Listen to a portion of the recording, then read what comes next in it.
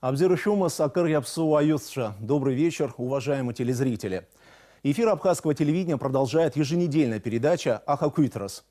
В преддверии великого праздника Дня Победы и Независимости в этой студии собираются непосредственные участники тех 413 героических дней, когда наш народ воевал на фронтах, работал в тылу, делал, словом, все ради победы родной страны. Сегодня мы начнем не с традиционного приветствия участников нашего телевизионного проекта, а со слов сочувствия и соболезнования семье Геннадия Гагулия, премьер-министра Абхазии, трагически погибшего в минувшую субботу. В эти дни скорбит вся страна, весь народ. Я хотел бы предложить нашим гостям почтить память Геннадия Леонидовича минутой молчания.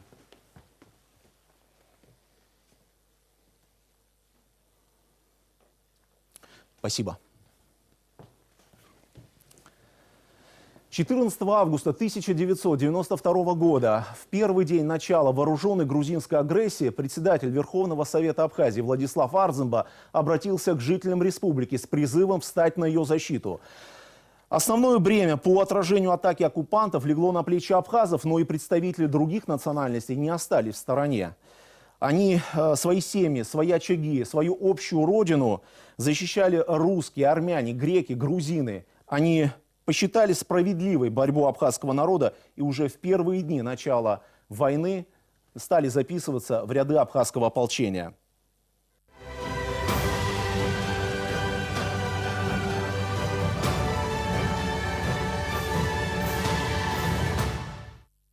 Уважаемые телезрители, я хочу представить гостей, сегодняшних наших героев. И это у нас Светлана Альмишева, награждена медалью за мужество и отвагу. Светлана, добрый вечер. Спасибо, что нашли время прийти к нам в студию. Самбат Кирселян, герой Абхазии. Самбат, добрый вечер. Галус Парнакович Трапезанян, герой Абхазии, руководитель армянской общины нашей республики. Сергей Владимирович Матасян, герой Абхазии, руководитель жилищного управления администрации города Сухума. И Геннадий Васильевич Никитченко. Геннадий Васильевич, добрый вечер, кавалер ордена Леона. Добрый вечер, уважаемые друзья. Если позволите, то мы начнем нашу беседу. Я хотел бы, Светлана, наверное, начать с вас. Скажите, вот каждый из вас представляет свои подразделения. Вы в составе и в рядах этих подразделений прошли всю Отечественную войну. Скажите, с какими чувствами встречаете 25-летнюю годовщину Победы и Независимости? И как готовятся ваши подразделения к этой великой дате? Добрый вечер. Пользуясь случаем, хочу поздравить весь народ с наступающим праздником, с 25-летием Победы. Пожелать вам крепкого здоровья, чистого неба, народу Абхазии сплоченности. И в самые тяжелые дни войны мы верили в будущее нашей страны, мы верили в будущее наших детей. Хочется верить в это и сегодня. Спасибо, Светлана. Если возвращаться к вопросу о том, как идет подготовка, наверняка какие-то уже есть у вас планы по поводу того, где будете встречать 30 сентября. Я знаю, что вы активно готовитесь к Параду Победы. Ну да, к параду готовимся. Ну и как? После 25 лет опять вступить в строй? Ну, нормально. Нормально. Ну, выучка сохранена, я так понимаю. Конечно. А большая у вас коробка, Светлана? И кто в нее вошел? Все девочки, женщины, которые... военнослужащие, все. Потом госпиталь у нас тоже проходит коробку. 47 человек женщин. А я так знаю, что вы возглавляете знаменную группу данного подразделения. То есть и флаг наш абхазский несете? Нет, флаг несут. Мы идем просто коробкой женщины. Просто коробкой? Да. Галус Парнакович, к вам хотел бы перейти. Скажите, как готовится подразделение, легендарный армянский батальон имени маршала Баграмяна к этой великой дате? Ну, я думаю, что тоже хочу присоединяться к поздравлению 25-летия. Честно говоря, не верится, что уже 25 лет прошло. Ну, факт есть факт. Конечно, армянский батальон будут отмечать на параде, но и отдельно собирается батальон. Ребята, к сожалению, уже многих нету живых за 25 лет. Ну, ребята бодрые, те, кто есть, они будут участвовать в параде.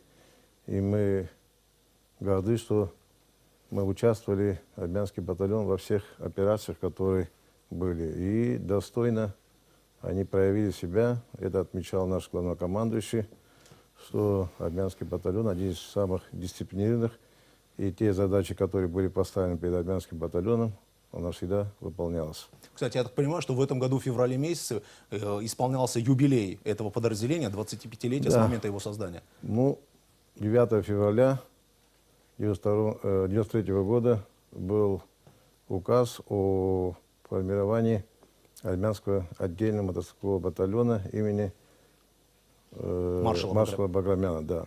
Ну и, честно говоря, мы горды, что достойно имени маршала Баграмяна армянский батальон с честью выполнил. Спасибо. Сергей Владимирович, если можно, к вам перейдем. Скажите, вот вас лично весть о начале Отечественной войны народа Абхазии, где застала, как вы ее услышали? Ну, если честно, она застала меня за кружкой пива. Вот. Мы с ребятами просто проводили время, и кто-то сказал, что выступил Владислав Арзаба с обращением к народу Абхазии, сообщил о том, что вероломно войска Госсовета перешли границу и ввели танки и так далее, и так далее. Вот.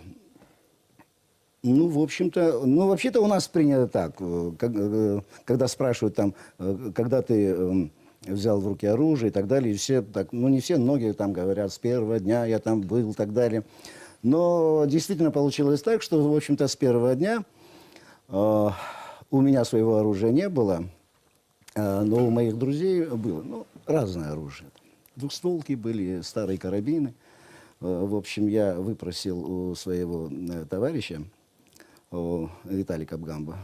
У него была иранская такая винтовка, но она была очень странная, и нужно было несколько раз стукнуть прикладом о пол, а потом, значит, постараться зарядить и так далее. В общем, началась так... Но вы ее применили, эту винтовку? Нет, По назначению? нет. Но, в принципе, каждый день войны, я думаю, это целая эпоха, и можно говорить о каждом дне очень долго. И, вот.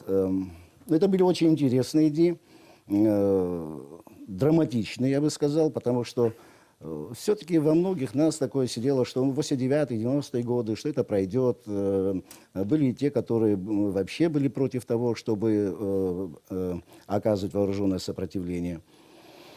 Вот. Так началась моя война, как и у большинства моих знакомых, близких, друзей. Началась вот с такого оружия. Потом мне дали, по-моему, двустволку, что-то такое. Ну, в общем, так все и пошло. Геннадий Васильевич, можно у вас спросить, если мысленно возвращаться вот в тот день, 14 августа 1992 года, на 25 лет назад, где вас застала новость о начале вооруженной агрессии? Ну, я занимался работой. Мы в Цигерах, значит, монтировали чайфабрику для грузин. Да, и когда мы закончили работу, я с бригадой выехал на трассу, то смотрю, танки идут, и из танков выскакивают танкисты, падают так демонстративно на обочину, уставшие, ну, уставшие очень, да. И жители Цигеры. Это та механизированная колонна, которая Да, и жители в Цигеры сторону Сухума. выносили им вино, хлеб и кормили их, наши спасители. Я говорю, что такое, что случилось? Ах, ничего, говорит, это, говорит, наши освободители пришли. Вот так я увидел, да. А потом, сидя уже у телевизора, я увидел обращение Владислава Григорьевича, что Родина в опасности, что я призываю всех стать на защиту Отечества, ну, иначе нас ждет погибель, то есть мы исчезнем. Ну, потом на следующий день ко мне приехали грузины, ну, те, которые в Цигерах были и работали, они привезли мне 2 автомата и предложили мне взять оружие. Я говорю, а зачем мне это оружие? Ну, как, ты абхазец, ты живешь среди абхазцев, ты не боишься? Я говорю, а чего мне бояться? У меня нет врагов ни среди абхазцев и ни среди грузин. Ну как, ну, надо же автомат. Я говорю, не надо мне автомат. И так они уехали. Ну, вот так, а потом началась... А потом вы оказались в Кварчале. Не, ну потом это я жил в Меркулах некоторое время. Потом, когда пошли грузины, когда войны же не начиналась, там никто не ждал и никто не думал, что это долго потянется. Все ждали, ну это так, мол, они пройдут и они уйдут. Потом они заменили солдат, срочников на бандитов. И тогда уже туда уже деваться было некуда. И уже тогда эти бандиты стали шастать по селам, грабить, отнимать машину. Ко мне заходили в гараж, смотрели. Ох, Рогорах обещал, что ты за машину имеешь плохую? Понимаешь, плохая моя машина. Она как раз в аварии была, на ремонте стояла. Плохая Геннадий машина. Васильевич, ну я хотел бы у каждого из вас спросить, у участников нашей передачи, скажите, какой был главный мотив, когда принималось решение пойти на войну, встать на защиту Абхазии, родины своей и родного дома? Светлана, может, вы начнете, и потом мы попросим других тоже по этому поводу высказаться. Ну да, я вообще... Что стало определяющим лично для вас? Я приняла как свой долг стать на защиту своей родины. И пойти рядом со своими, стать рядом со своими братьями. Спасибо большое. Геннадий Васильевич. Ну, дело в том, что когда грузины пошли, абхазцы же не имели такую большую технику, и когда танки начали приходить, то волей-неволей, я тогда работал в механизированном, значит, подразделении строительном, и я имел с техникой хорошие отношения, и они пришли и сказали: Геннадий Васильевич, ну вот такие дела, надо, мол, нам помочь. Ну, я занялся ремонтом техники, бронетехники, ну, сами знаете, да, мы подрывали эти танки, потом их восстанавливали, потом их снова в бой, и вот... Самбат, Самбат. ваш легендарный танк «Тигр» тоже Геннадий Да, Васильевич ну, вот ремонтировал. первый танк, который я им тогда... Геннадий Васильевич, Я им... ну, когда мы пришли в Меркулу, у них уже был танк подбитый. И вы на него Мы пересели, с да? Айком пришли туда вдвоем. Правда, Геннадий Васильевич нас не хотел, говорит, там есть механик, говорит, нам механики не нужны. Я извиняюсь, что так говорит.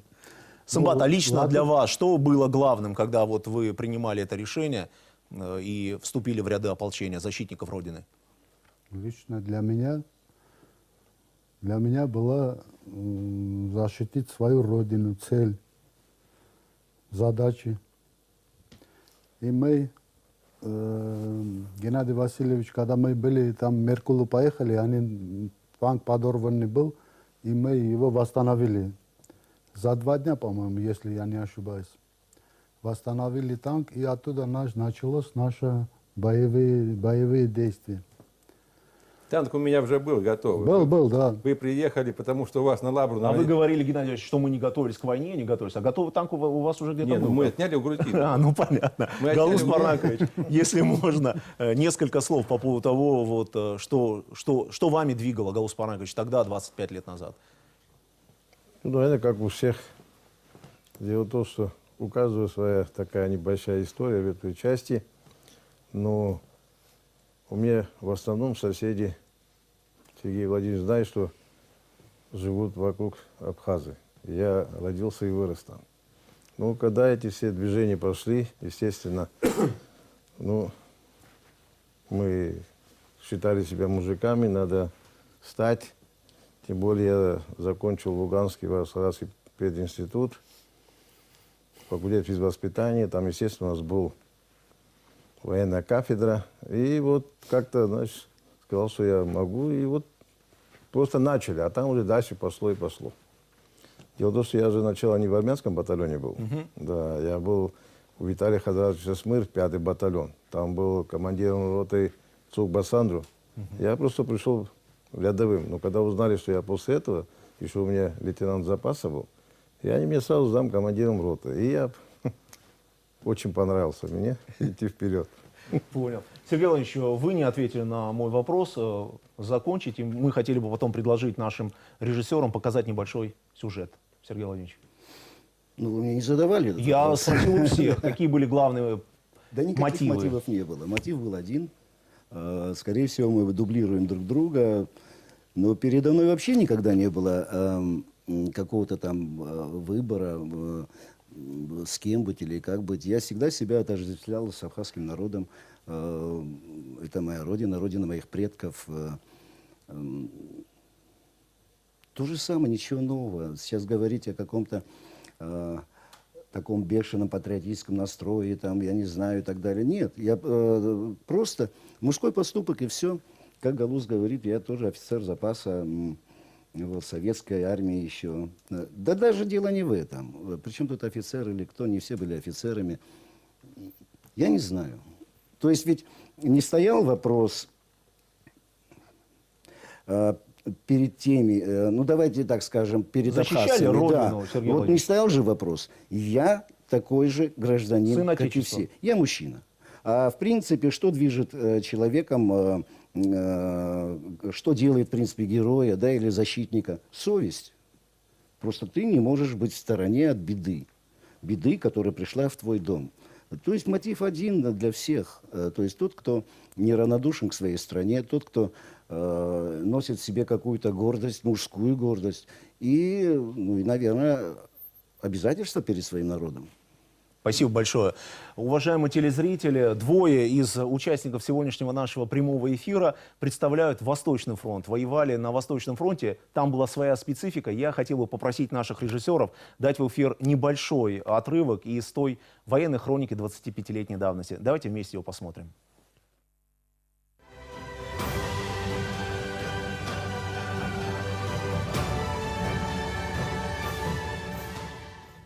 Мы от их снарядов не боимся. Сергей,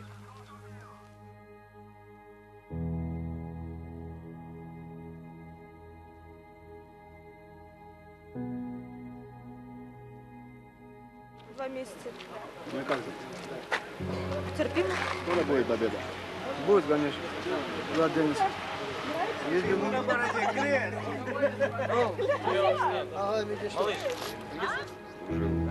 бывшей советской армии, к сожалению.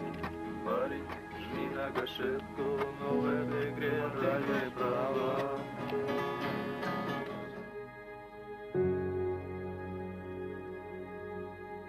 Как абхазцу приятно, что вы здесь с нами, все такое. Ну скажите. Они не воинственный народ, но за свою родину, по-моему, каждый человек должен воевать. Вообще очень добрые люди, нам хорошо.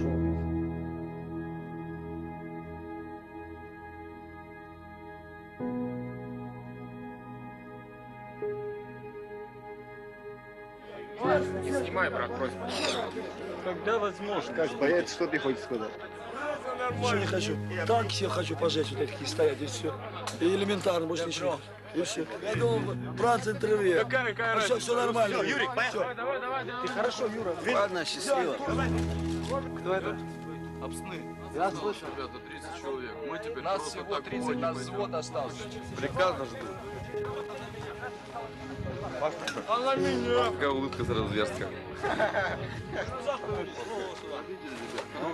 Давай. За красивые глазки. А где моя любовь? Вот здесь 4 танка подбили, 25-го до 6-го.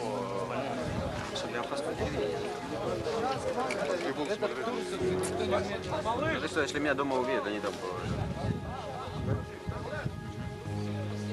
Опять молодец.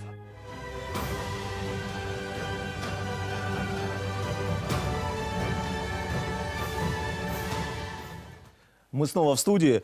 Сымбат, там в самом начале этого сюжета показывали Гайка Кесян, героя Абхазии, который, собственно говоря, был командиром экипажа легендарного танка «Тигр». Или не был он командиром? Он был механиком-водителем. А вы были командиром или вы наводчиком? Я был заряжающим. Заряжающим. Хвича Кишмаря был наводчиком.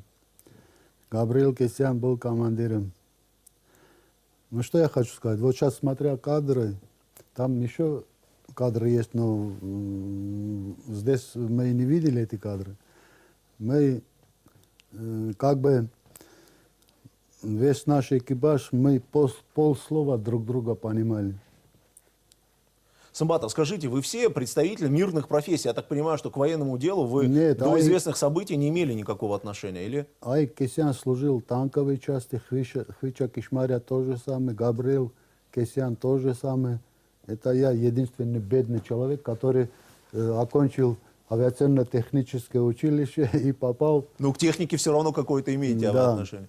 Ну, когда мы пришли в Меркулу, нам, я говорю, покажите, как, что, как надо. Один раз покажите, я говорю, я думаю, я управлюсь с этим. И, слава Богу, это все было у нас нормально. Иногда, когда в бою снаряд, когда Хвича стрелял, он говорит, давай второй. Я говорю, он уже на месте, давай.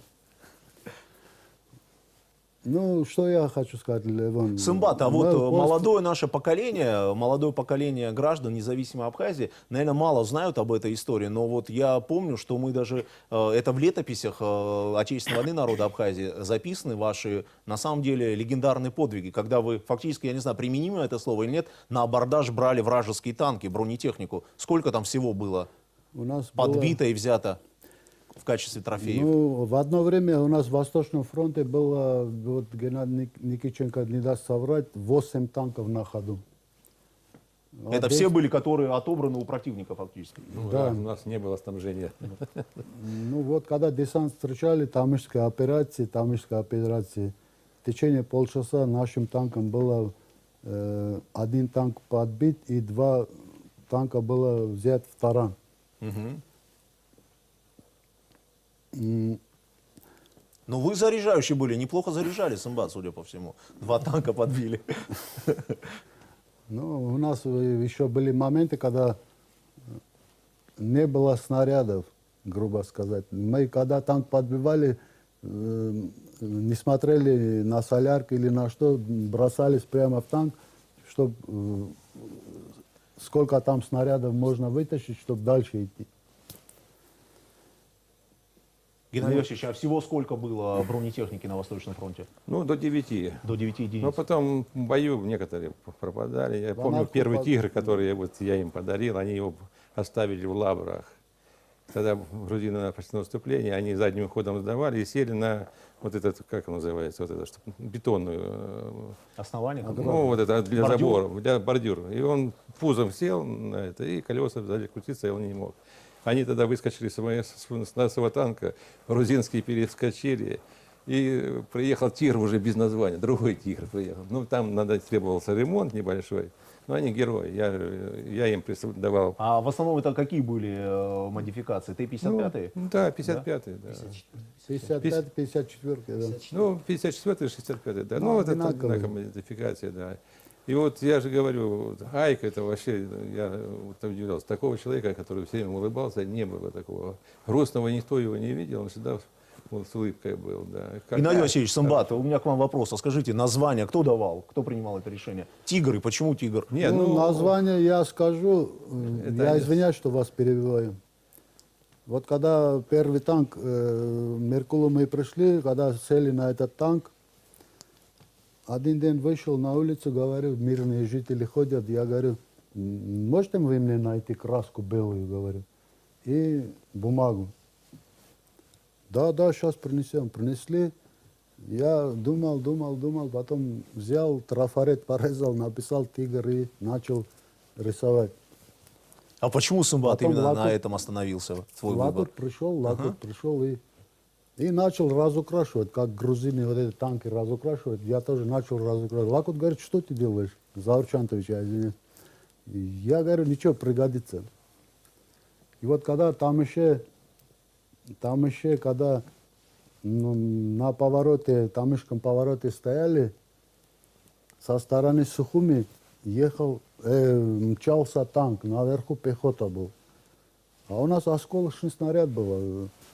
Других 3 снаряда всего было. Осколочным танк не остановишь. Ну, можно оглаушить, но не остановишь. И когда они увидели танк разукрашенный, они как-то, этот механик-водитель их не притормозил. И ствол на нас направил и думает, что делать. Наверное, я так думаю, думал, что делать. В этот момент осколочный один выстрел мы сделали, и Аик пошел на таран и сбросил его в этот... Кювет куда-то, да, на обочину. На обочину кювет. Кювет перевернул. И он туда. Пехота еще наверху сидела. Да, интересно. Светлана, скажите, вы не рассказали свою историю. Вот, жизнь наших граждан, война поделила на до и после. Вот, что было до у Светланы Альмишевой? Что мы жили в совхозе Гулерившах.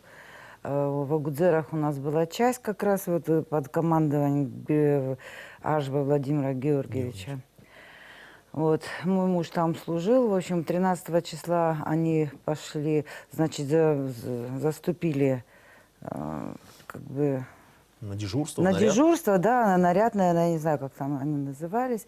Я с детьми осталась дома. Младший был у меня в Кутолах у он у своей тети находился, а старший со мной находился в тот момент как раз. Вот. Ну, паника, там суматоха такая пошла, в общем. И Георгиевич через несколько дней прислал за нами людей. За нами он прислал Эдика Дороселя, и парень был, который владел хорошо мингрельским языком. По трассе, когда мы выходили уже на стороне аэропорта, сидели уже грузины в танках и на корточках. А мы прошли, я как отдыхающая с ребенком прошла, и этот парень, который по-мингрельски разговаривает, подошел к этим ребятам, грузинам, и как бы прикурить, в общем, отвлекающий маневр сделал, чтобы мы прошли, чтобы нас не узнали местные, если кто-то есть. Это уже 14 числа, да? Это уже 14, нет, позже было. Да, позже Георгиевич, когда за нами прислал ребят. Через Адзюбжу мы прошли, там переночевали у Мишеля, Вова, по-моему, в его доме. Утром на утро они нас отправили уже до Ахалдабы, и оттуда через лес вглубь мы прошли в Кварчал, где нас ждал уже в военкомате Георгиевич, Владимир Георгиевич Ажба. Но к медицине, Светлана, вы имели какое-то отношение? Никакого отношения я не имела к медицине, но уколы могла делать, как и подстригать, допустим. Вот и все. Потом я с детьми улетела до Гудаут на вертолете, потом я отправила детей, значит, в Краматорск к своей младшей сестре, оттуда привезла 3 добровольцев, потом я попала к Вианору Ажба в Горец, а затем нас распределили я, Рима Халбат, Зявчба Зерафина, Ламара Цвижба, Света Карагазян, Элеонора Когония, потом Марина Минасян, по-моему, да, Марина Минасян и Нина Агарба. Она была русская, а у нее муж, по-моему, абхаз, да. И, в общем, вот так вот мы попали в Баграмяновский батальон. Первый раз, когда мне пришлось отрезать жилки, подорвался на нашей жемине русский парень, и мне пришлось порезать ему жилки. Я думала, я сильная женщина, оказалось, организм не выдержал. У меня все тело начало дрожать, настолько оно дрожало, что я не могла остановить ни челюсть, ничего. От стыда я потом уже, когда ребята прикопали его по щиколотку, оторванные ноги, что я отрезала, прикопали куда-то землю, и я от стыда ушла в сторону, и у меня не могла остановиться. Вот организм не выдержал, и все. Смотрю, подходит Домек Вициния. Он говорит: Света, что с тобой? Я говорю: я вообще не понимаю, что со мной. Он говорит: подожди, пошел, принес фляжку. Открыл рот, мне залил мне спирт. В общем, с этой фляжкой мы ходили до конца войны, где она, кстати, нам пригодилась, когда мы попали в засаду уже на Зеркале. Я и Рима Халбат, мы и 8 человек. Ирван звали парня, как сейчас помню. Это сентябрьское наступление? Да, сентябрьское, уже последнее было наступление, когда это я за фляжку говорю, когда она нам пригодилась еще раз. И, в общем, мы попали в засаду, начался сильно обстрел. Победа была обстреляна. Да, сильно артобстрел начался, Зерафину Зявчба контузила, Риму Халбат тогда сильно контузила. В общем, я подползла к Риму, я смотрю, я ее кричу, окликиваю, она мне не отвечает, но я вижу, что она шевелится, она живая. И я к ней подползла и развернула ее, и такая на нее злая за то, что она мне не отвечает, и еще мне пришлось ее ударить. И когда она начала смеяться и плакать, я только тогда поняла, что ее сильно там контузило. В общем, мы продержались там где-то 1,5 суток. К вечеру пришел какой-то парень, его звали Русик, он был кабардинец. Как сейчас помню, он говорит: не переживайте, сейчас я в тропу пробью, говорит, и чтобы вы не расходились, я вас выведу отсюда. И мы, в общем, собрались все. Ирвант еще вот этот сказал: девочки, слышим их мингрельский говор. И вот тогда нам тоже стало страшновато, лишь бы в плен не попасть. Он говорит: девочки, если что, мы собираемся в кучу, граната есть, будем взрываться, все. И, в общем, вот этот парень нам пробил вот эту тропу, мы выходим, По дороге мы находим еще раненых с Пицунского батальона. Это был Витчика Шулумба и Дбар Славик, 2-метровый здоровый мужик, он был сильно контуженный. А Витчика был как решето, весь израненный. И когда мы спускались по лощине вниз, там было болото, и ребята сделали с прутьев как носилки, сняли камуфляжи, привязали, вот этого Витчика мы положили туда. Еще с Римой мы умудрились ему влить плазму, вот эта искусственная кровь, что была. В общем, Витчика выжил. Даже Рима, вот... которая сама до этого была контужена, да? Да, да, ну вот так вот вышла она вот как-то этот самый. Потом, значит, мы этого Витчика, когда уже несли Дбара тоже, наши ребята, наших раненых, которые мы снизу спустили, мертвые наши там трупы остались, потому что потом, чтобы сказать, их спустили. А через болото, когда мы проходили, вот этот Дбар, он здоровый был с Рибой, нам пришлось его вытаскивать. Вот эти белые тапочки, что нам выдавали перед боем, они у меня в болото там засосало их, да, и босиком пришлось по лощине. А когда по лощине мы поднимались и видели людей, не знали, кто это, потому что без рации остались без ничего, когда увидели, что они носили раненых, только тогда мы поняли, что это наши. Представляете, вот когда мы поднялись наверх, первый нам, кто встретился, это Гена Амичба. Вот с такими 45-м обувью растоптанной. Это он уже, видать, ему сказали, что босиком по лощине там идут, девочка, и как его уже Это пара обуви вам предназначалась? Это, наверное, нам, да. И он очень трогательная была встреча. Говорит, идите. И, в общем, он нас провел до девочек Шулумба, и Дбар наших ребят отправили уже как бы в госпиталь, ребята уже туда отвезли. А мы пошли к девочкам. Девочки нам свечку уже поставили. Ну, парафиновые такие от цвета, что которые оплакивали нас. Они думали, что нас уже нет. В общем, вот так. Трогательная была встреча. Спасибо, до сих пор мы это вспоминаем. Да.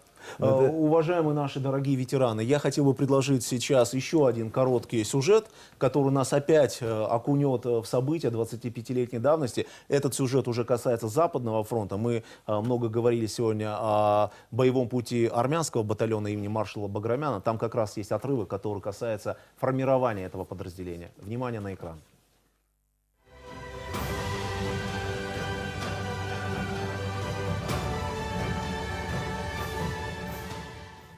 Волю, свой язык, там, ну вообще, справедливость, я считаю.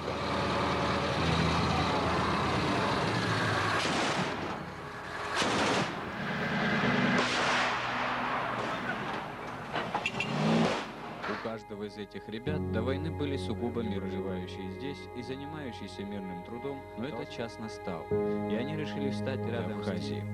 Не должно было случиться иначе, ведь мужество... Я знаю, что никто из вас не забит и здоровыми в ближайшее время. Гражданин Республики Абхазия, вступая в трудное для Абхазии время, создан... Так человек себя чувствует намного вольнее, чем стоя, как вот было в российской верноходе.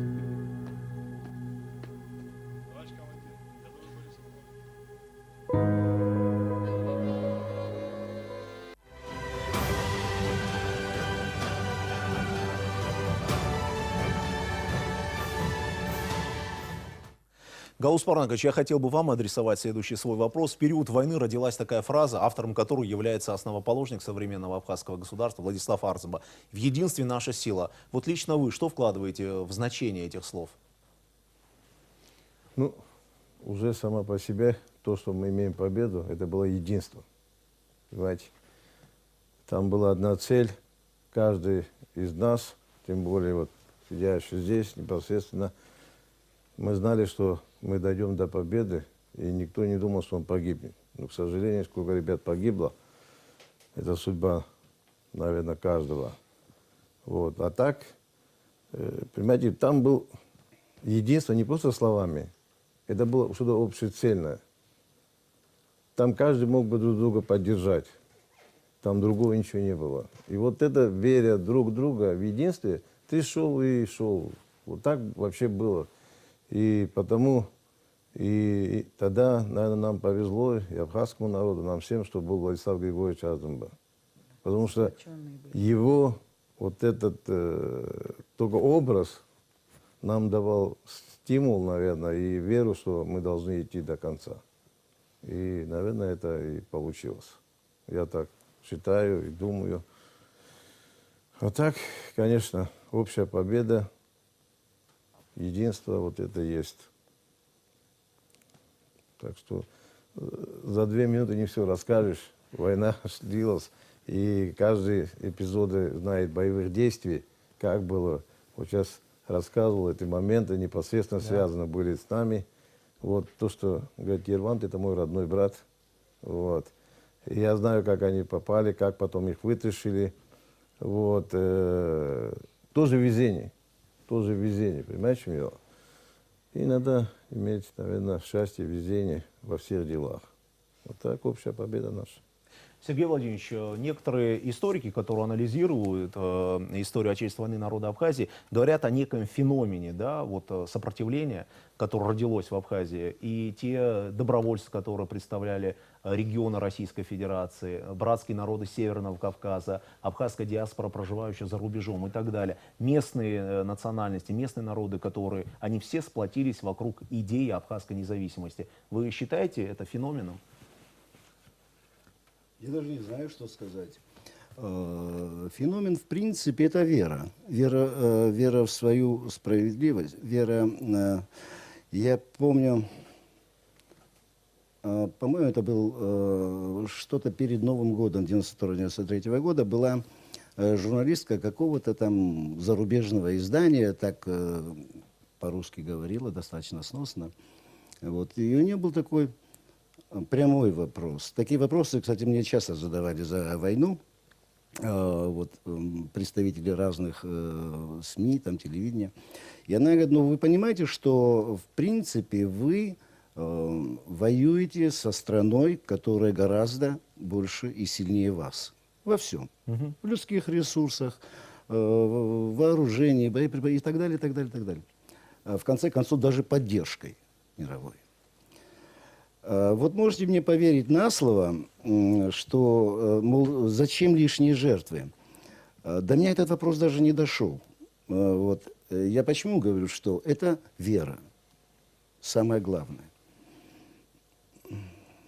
И я сказал, что война, невзирая на все, на те преимущества, о которых вы говорите, закончится в конце лета или в начале осени 93-го года. Ну, я не скажу, что они оказались пророческими, я не в Англии. Ну, в принципе, да. Кстати, я даже гораздо позже, не помню, какому-то украинскому телевидению, по-моему, примерно то же самое сказал и, в общем-то, угадал. Вот. И она спрашивает, а чем продиктована вот ваша вот такая вера? Ну, я не знаю. Я не знаю, чем. А вообще, как можно сказать, чем продиктована вера? Самой верой, вот, в правоту, справедливость, еще раз я повторяю. Вот. Хотя у нас были моменты, мы как-то не любим об этом говорить, были такие моменты, когда вот даже мартовская попытка, вот, январская, 5 января, там, 15-6 марта была мартовская. Ну, мы учились, что делать. Война — это наука, к сожалению, она страшная наука, связана с гибелью людей, но она наука, ее нужно осваивать, ее нужно познавать. Вот. Мы и познавали ценой, конечно, больших жертв, ну что делать, мы учились воевать. Вот. И я помню, что после мартовского, мы как-то об этом не говорим, но здесь ничего такого унижающего нет. Вот мы вернулись на собственные позиции. В общем-то, мы не проиграли, мы вернулись на исходные позиции. Но в нас что-то был какой-то такой надлом, что ли. Ну, мы же люди, в конце концов, да, вот потеряли столько людей, не смогли мы осуществить то, что мы хотели осуществить, то есть не выгнали врага. Вот, и этот надлом, но он недолго продолжался, вот.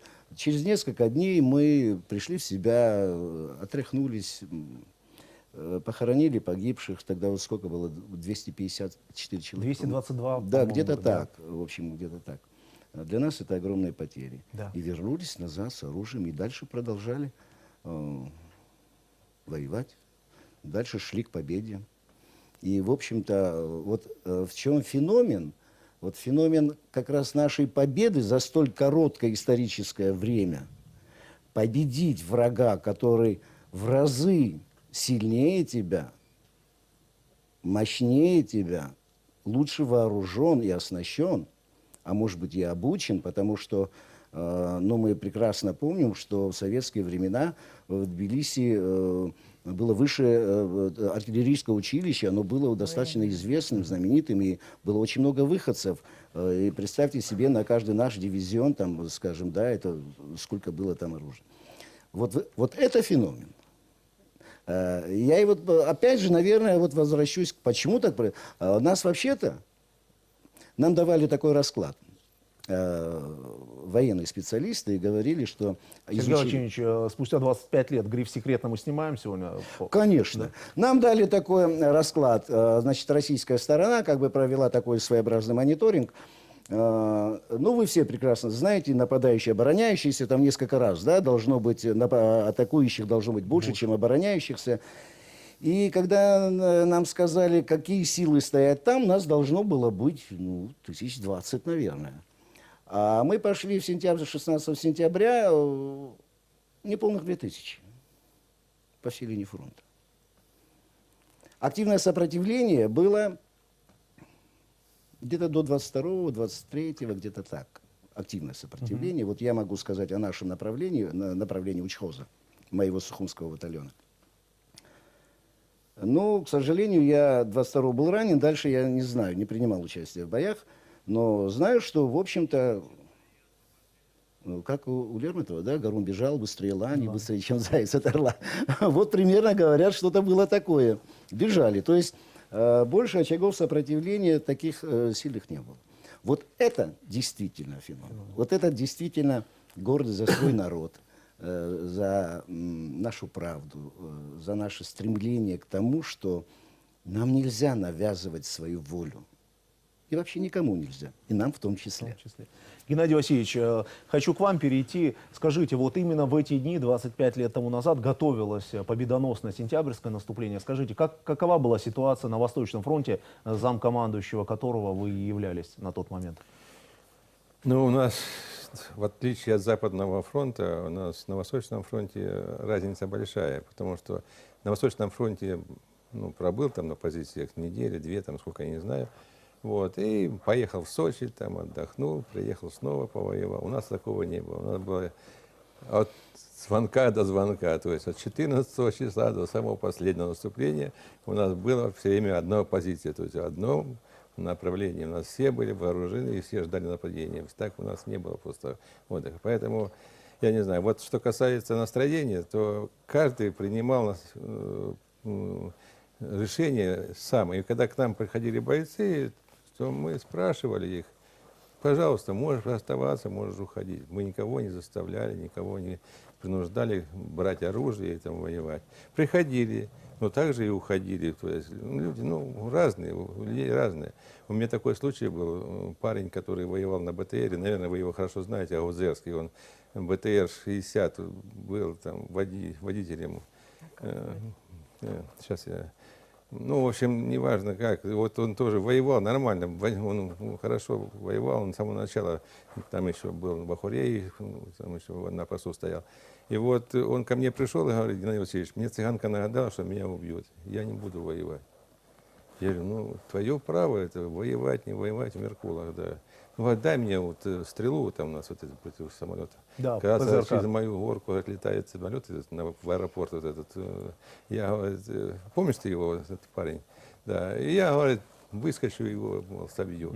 Дал я ему эту стрелу, он просидел всю войну дома и так ни разу не выстрелил. Принес мне эту самую стрелу после уже в Очимчире, когда мы в штабе были уже в городе. Да, и все.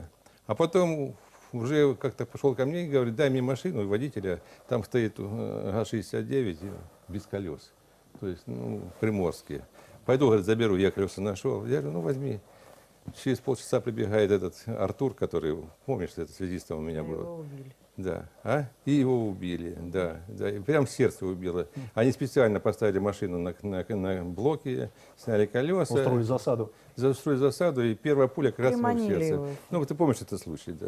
Геннадий Васильевич, а вот вы сказали о том, что один танк «Тигр» Сымбат как бы сохранил, и он находится в селе Лавра. Насколько мне известно, при поддержке президента республики сейчас строится мемориал, и как раз танк «Тигр» будет как бы поднят на соответствующий постамент. Сымбат, расскажи, как идут строительные работы? Строительные работы идут нормально, но будем стараться, но к Дню Победы не успеем.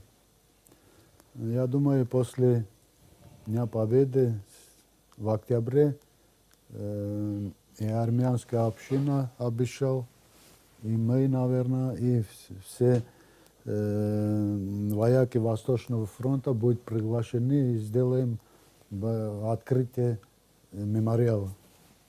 Геннадий Васильевич, так что «Тигр» еще Ну, там «Тигр» покажет. был, не один «Тигр» был, там их было 3 у них Да, «Тигра». Квитения говорит, все время ты бегаешь к президенту, ты что, говорит, в живом виде твой памятник строишь, что ли? Не, они молодцы. Вот я скажу, что вот эти танкисты, я им давал представление на героев всех 4. Вот, поэтому я с удовольствием это дело сделал. Да. Сегодня некоторые ко мне приходят тоже с просьбой, мол, надо, мол, 25 лет, надо там... Я говорю, а что, ну, принеси. Вот один человек ко мне пришел, я не буду называть фамилию его, потому что стыдно. Он пришел, говорит, хочу орден Леона. Я говорю, ну, а как, что ты там делал во время войны, ты мне скажи хоть. Ну, я же на машине твоей ездил. Я говорю, я помню это, ну, вот, напиши, вот, чтобы я подписал это. Но он мне принес бумагу, на которой было столько много написано. Там, танк, он менял мотор за 2 часа. Я говорю, как там? 60 человек он взял в плен, 75 человек убил. То есть, да, я говорю, знаешь, мне, говорю, перед тобой стыдно, я, говорю, столько не сделал в войну, как ты сделал, говорю, поэтому я подписать это не могу, говорю. Так что так время меняется, видишь, как люди меняются. Ну, понятно, что... Уважаемые телезрители, я предлагаю снова вернуться в события 25-летней давности. У нас есть как раз кадры освобождения столицы нашей Родины, города Сухума. И давайте посмотрим их.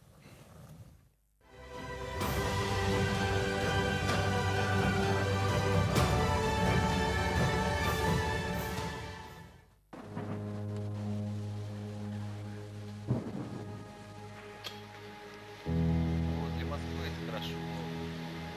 Значит, Петербург тоже показывает.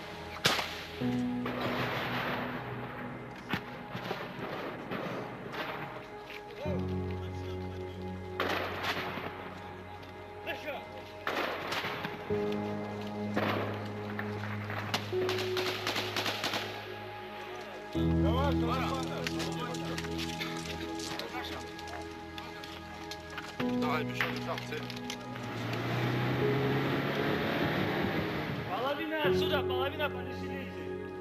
Сашку сам.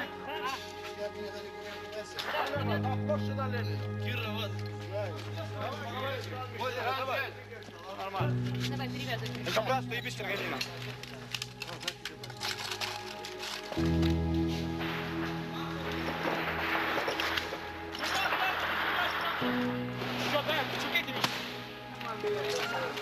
С той стороны кто?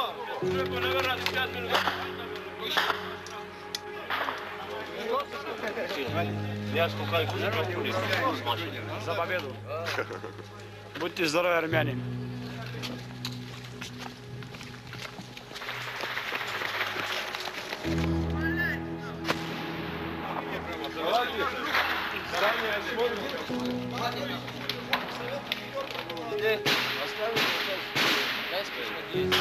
Нету их там.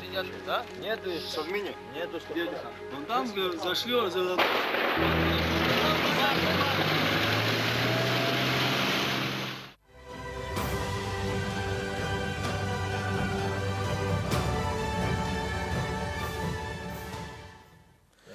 Сергей Владимирович, вы в период Отечественной войны командовали первым Сухумским мотострелковым батальоном, так? Ну, я внесу так точность. Наш батальон назывался 2-й мотострелковый батальон 1-й бригады. 1-й бригады. Да. Да, я был назначен командиром этого батальона после первого батальона. Значит, был первый батальон по Гуместинскому оборонительному рубежу. Там командиром был Авицба Владимир Шакирович, он был ранен. Вот. А мы выезжали на смену, на территория была нам выделена Гагскому району, от Нижнего моста до моря. Мы обслуживали эту территорию. Вот. Я приезжал в качестве командира. Ну, потом, когда Владимир Шакирович был ранен, меня вызывают в штаб и говорят, мы тебя везде ищем, а ты, оказывается, здесь, ты назначен командиром батальона. Это еще первый батальон. Вот. После марта, значит, наш батальон, ну, в общем-то, он не расформирован, в общем-то, он был сводным батальоном, поэтому и мне поручили формировать другой батальон, и потом вдруг ко мне в Гагру приезжают Даур Харази, к сожалению, этих ребят уже нет, они умерли, и Дима Адли. Вот. И они сказали, что сформирован Сухумский батальон, но что-то у них там была какая-то осечка с командиром, я не знаю, что-то у них там не получалось. И мне предложили, а они знали меня еще по первому батальону. И сказали, что вот мы сидели, долго думали, и вот, ну, вот так вот я попал в Сухумский батальон. Сергей Владимирович, а вот сегодня 10 сентября, ровно через 6 дней, 16 началось сентябрьское наступление. Скажите, вы уже знали как бы, о том, что готовится операция по освобождению города, столицы? Да. Значит, в принципе, мы были, так сказать, на отдыхе в Гаграх. Я был со своим батальоном. Мы даже не успели расквартироваться. Я получаю приказ выдвигаться в ВШР. Но вы же помните прекрасно, что было разведение сторон. В качестве наблюдателей были российская сторона, и иностранные наблюдатели были. Июльское соглашение, но, перемирие. да. Но, если честно, то мы его нарушили, грубо говоря. Ну, применили, так скажем, военную хитрость. Вот, мы где-то... Нам сказали, что с момента выдвижения на передовую в течение суток мы пойдем на штурм. Этого не произошло. Это было 10, 11, в общем, 14 числа нас собрали, Владислав Григорьевич собрал всех командиров в Гудаутах. Вот.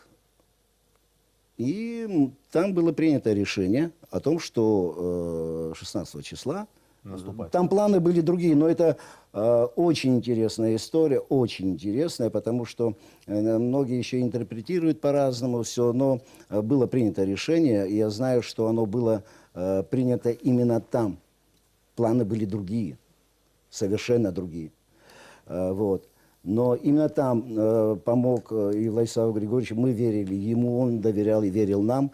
Там было принято решение о том, что... Вы имеете в виду по срокам начала? Как? По времени, по срокам? Да. То есть конкретно число не рассматривалось. Владислав Григорьевич нам сказал, что там... Готовьтесь. Да, активно там заниматься батальоном, личным составом и так далее, и так далее. И именно там был принято, вот Владиславом Григорьевичем было принято решение, то есть это же совместное было все. И он когда увидел настрой своих командиров, своих бойцов, и там вот, я знаю, что он взял на себя огромнейшую ответственность. Вы представляете себе, что могло произойти, да, в случае провала. То есть он пошел ва-банк. Но этот шаг был продиктован именно уверенностью в себе своих солдат, своих командиров. Вот. И мы 16 числа в 13:00, я беру вот, свой батальон. Мы пересекли Нижний мост. Там было совместные были мои 4 ребят, грузины были 4, и 7 или 8 российских солдат на БМДшке. Так называемые миротворцы, да? Да, на той стороне, на грузинской стороне. Вот. Конечно, все это держалось в тайне глубокой. Вот. И ровно в 13:00 мы, значит, пересекли, пленили этих грузин. Меня спрашивали, что с ними делать. Я говорю, предложить им сдаться, если нет, война есть война, что делать? Война есть война, что делать? Не разговаривать, мы не можем подвергать динамику штурма. Там, предложение было принято, Сергей Владимирович? Да. Значит, 14 числа было принято в Гудаутах. Я И имею в мы- виду предложение сдаться. Да, тут же. Я еще дал свой пистолет, там попросили. Вот, и я бегу через мост, и у меня в голове одно. Где мой пистолет? Да. Вот мне вернули этот пистолет. Вот, и мы очень быстро после нас уже там был и 3-й батальон, и там, ну, уже пошли там и рота разведки. Ну, я как бы сейчас не хочу, потому что я могу в чем-то ошибаться. Я говорю о нашем батальоне Сухумском. Часть мы пошли справа от моста на учхоз, другая часть пошла уже вдоль железной дороги. В общем, вот так мы с минимальными потерями. С минимальными потерями. Были, правда, убитые, раненые, но потери были минимальные, потому что нас, в общем-то, никто не ждал. Сергей Георгиевич, я знаю, что трагическая история произошла, в том числе и с вашим родным братом при сентябрьском Ну, что наступлении. делать? Мой брат, он возглавлял медицинскую службу моего батальона, это 22 сентября. Ну, мой брат был один из тех солдат, который служил своей родине. И что делать? До этого погиб мой двоюродный брат, кровный двоюродный. Мамы наши были родные сестры, мы вместе выросли в Гаграх. Он он был в Афанайшевском батальоне. Ну, что делать? Погиб, да, трагически. И минут через 10-15 был я сам ранен. В общем, нас привезли так домой. Это какой-то был очень мощный оборонительный рубеж. Это было противника. 22 сентября. Я сейчас не хочу, это такой вопрос. Таких случаев было много. Но война есть война.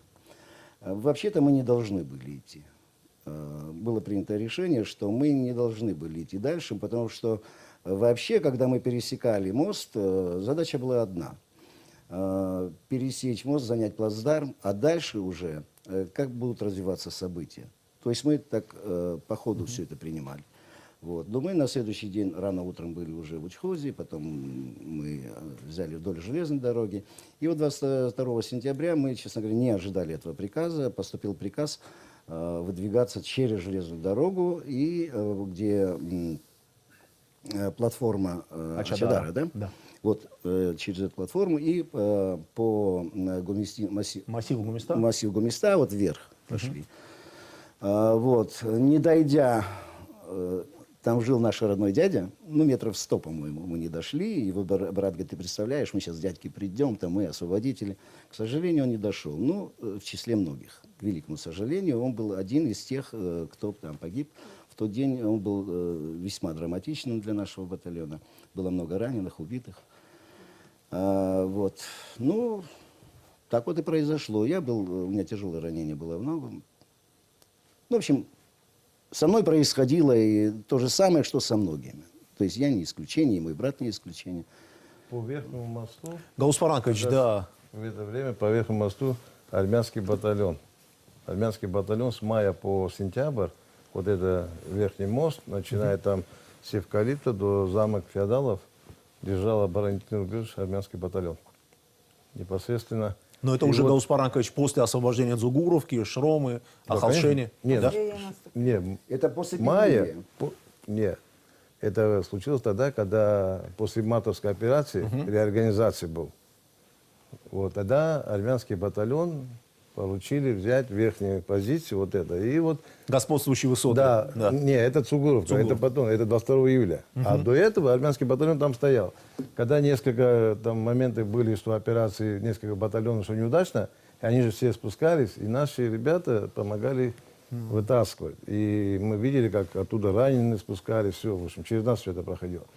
Я что хочу сказать, вот сентябрьские операции, армянский батальон, это вообще немыслимо, но на 2 автобусах шторы закрыли и поехали на 2 автобусах, зашли до этого автомагазин, где не доезжать до зеркала. Да. Не доезжать до зеркала. Это, представь, если гранатомет пару ударил бы, там вообще батальона не было. Но это тоже... Это через Верхнеишерский мост Гумистинский перешли на автобус. И вот когда оттуда полковник поднимался, я у полковника спрашиваю, как там? Он говорит, с Богом, нам говорит, Богом. Я говорю, а там же стоят, мы знаем, что там стоят. Он говорит, как на войне, вот как Сергей Владимирович говорит, как на войне. Идите. И вот тогда на автобусе, когда поехали, это вообще сейчас, ну, видимо, так суждено было, что вот... А уже там, Гаус Паранкович, доехали, было сопротивление оказано, Нет, да, когда мы до пришли зеркала? туда, там эти российские, что были, они сразу исчезли.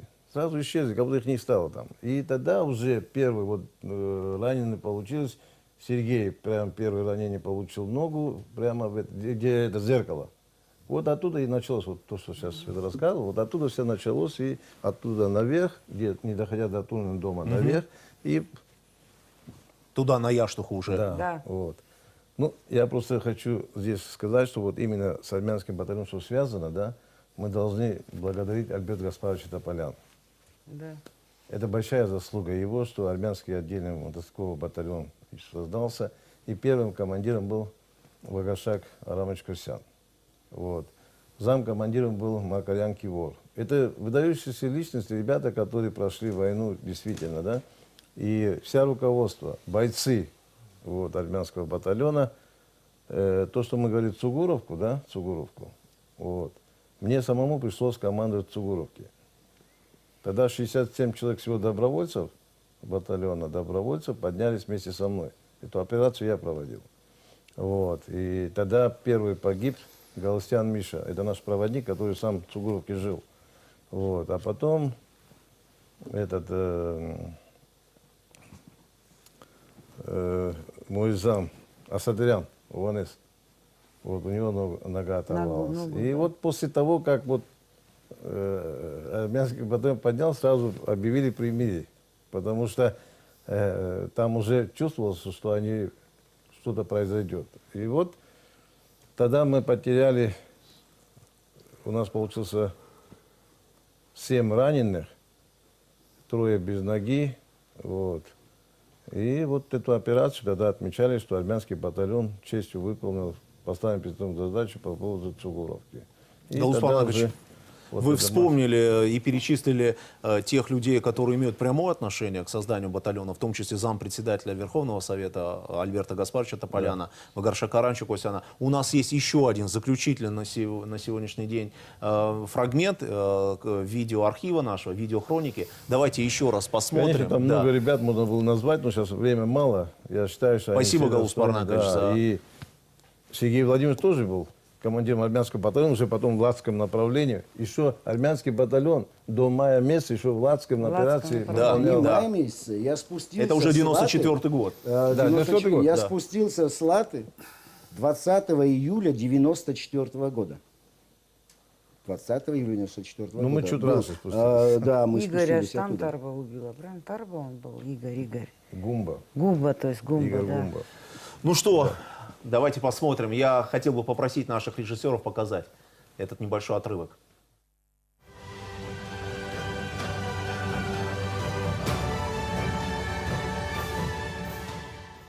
Нет другого пути, чем защищать Родину. Остается умереть. Скажите, вот есть среди воинов такие, которые уже участвовали в боевых действиях? Безусловно, есть воины-афганцы и карабахцы есть даже. Если так уж получилась война, то настоящие мои друзья, они не воюют сейчас против нас. Ты знаешь, то, что обворовали, людей ограбили, это все наживное, это все можно было со временем нажить. Хотя и это обидно, люди всю жизнь с трудом своим наживали, вот так пришли эти бандиты, гангстеры оттуда, индейцы. Это все это можно было нажить, но что людей убивали, вот это не простить, это мир не может простить. Я, например, как историк, немного историк, я юрист, могу сказать, раньше земля абхазская тянулась аж от Кутаиса и до Туапсе. Ну, туда тоже пойдем или нет?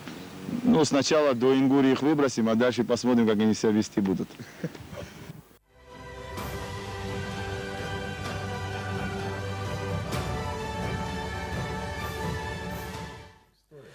Я хотел бы напомнить нашим уважаемым телезрителям, что только что в эфире был первый командир армянского батальона имени Баграмяна Вагаршак Арамович Курсян, кавалер ордена Леона, и Эрик Рштуни, герой Абхазии. К сожалению, эта награда была присуждена посмертно. Скажите, Светлана, Самбат, Галус Парнакович, Сергей Владимирович, Геннадий Васильевич, вот те кадры, которые вы сейчас видите, вот какие у вас эмоции, ощущения, вот спустя 25 лет, вы сами были свидетелями, очевидцами, непосредственными участниками той очень жестокой, героической, но справедливой войны абхазского народа. Светлана, начнем с вас. Я говорю насчет того времени, мы были настолько сплоченные, настолько были все родные, близкие. Не знаю. Сергей Владимирович. Я могу сказать, и хочу сказать, но скажу, что ничего нового. Просто есть же такое... Я чувствовал, прошу извинить, я чувствовал собственную востребованность и нужность. Я знал, что мне делать. Мне не нужно было гадать. Вот встану завтра утром, чем заняться. Я знал, чем заняться.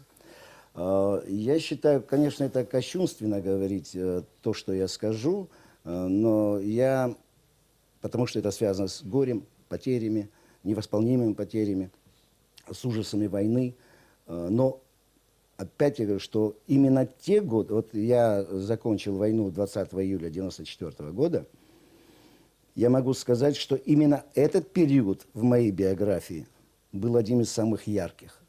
Это было то время, я повторяюсь, я знал, что мне делать.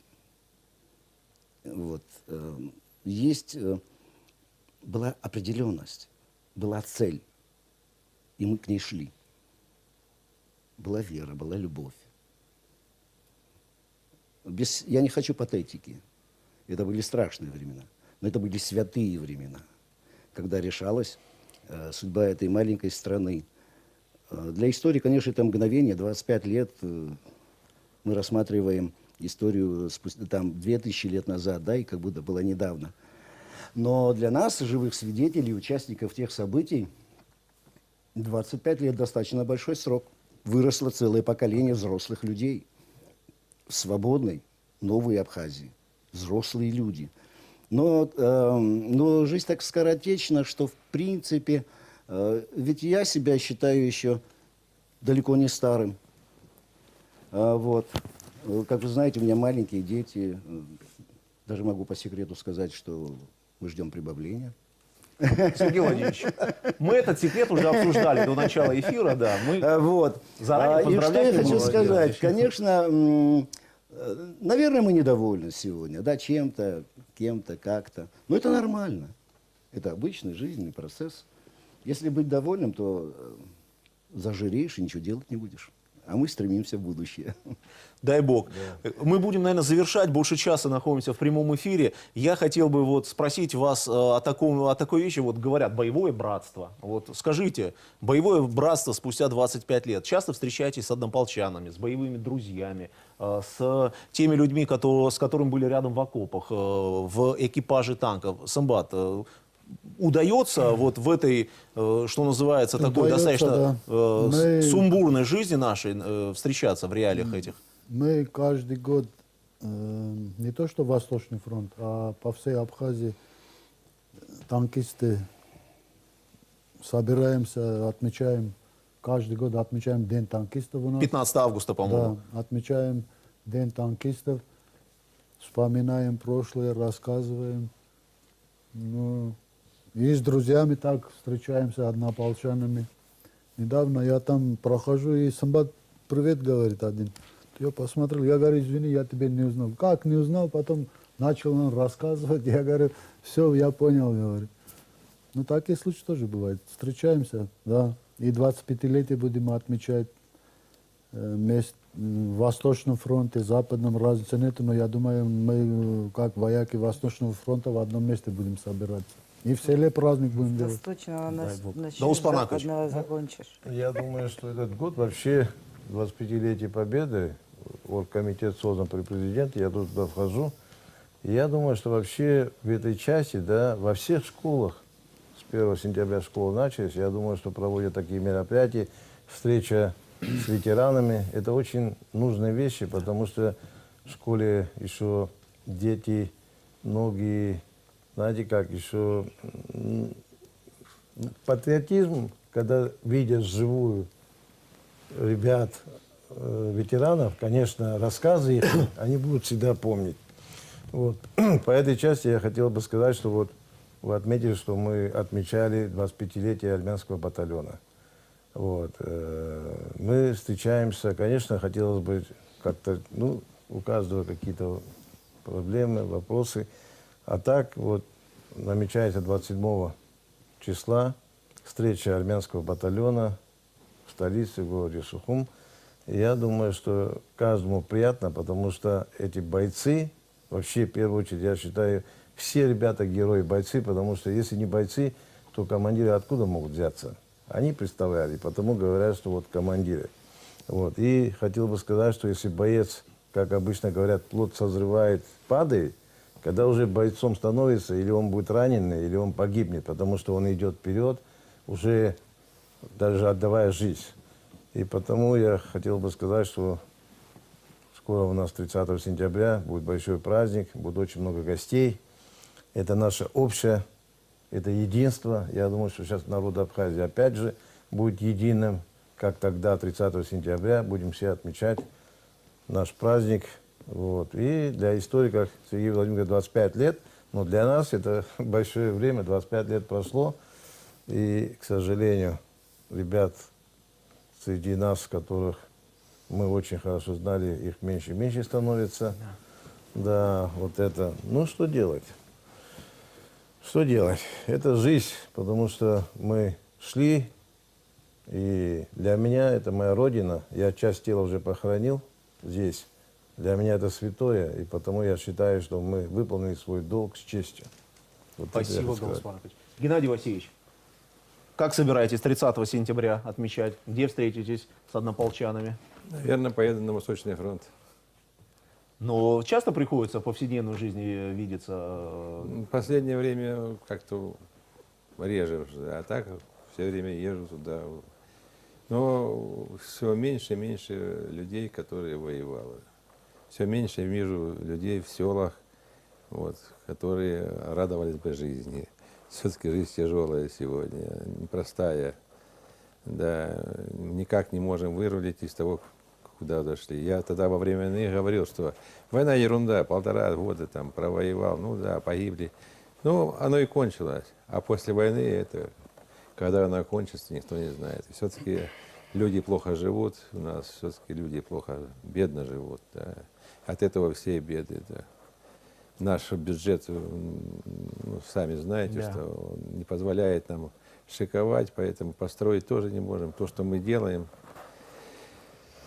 ну, вот такая жизнь у нас. Поэтому у людей особого желания встречаться или там, допустим, как-то радоваться, ну, нечем радоваться.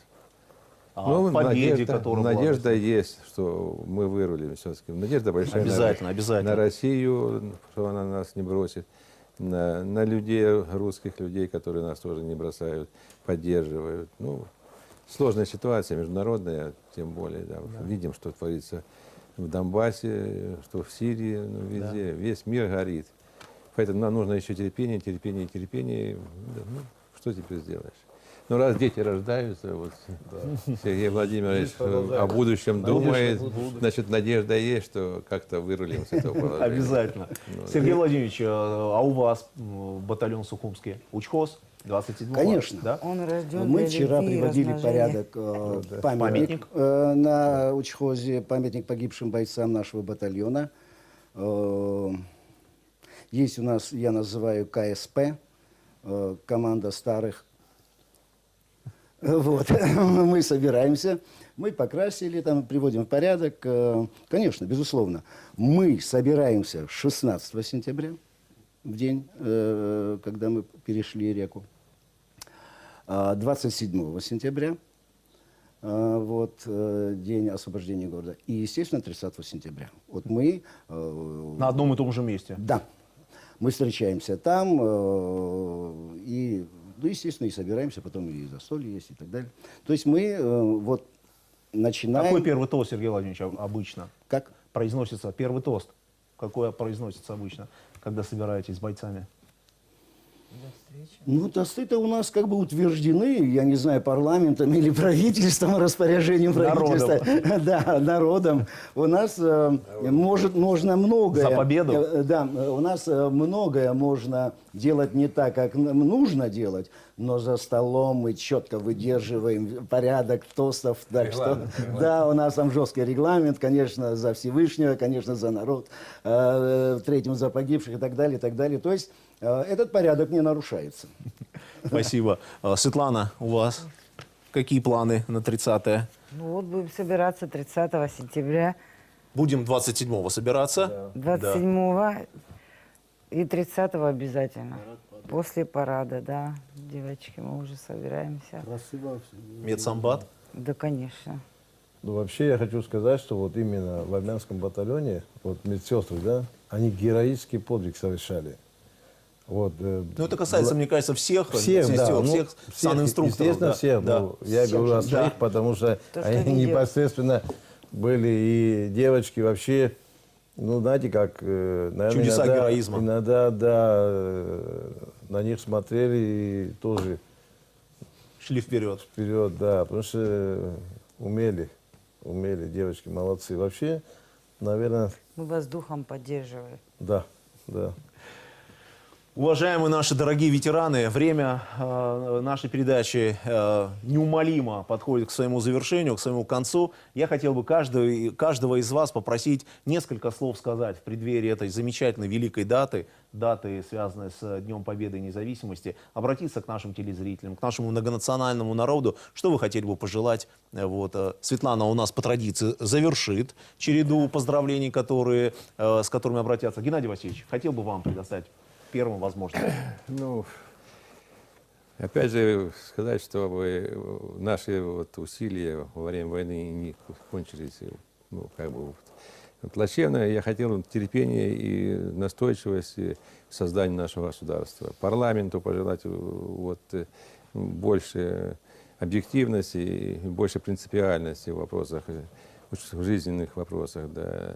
Ну и нашему президенту сейчас такой трагический момент, когда погиб премьер-министр, все равно надо находить возможности строить государство, наполнять его жизнью и создавать людям надежду на лучшее будущее. Потому что без надежды жизнь, она бессмысленна. Даже при наличии денег, но если не будет надежды на будущее, она теряет смысл. Поэтому вот пожелаю нашим друзьям, ветеранам, пожить побольше, подольше, быть примером, особенно вот, да, молодому поколению, чтобы на кого-то было равняться. Спасибо большое. Самбат, вам слово. Ну, что я хочу сказать. Всем хочу поздравить наступающим праздником нашей победы, 25-летием победы, процветания нашей Абхазии, чтобы войны больше не были, чтобы за хорошие, мы на свадьбах и везде, за хорошие, чтобы стреляли.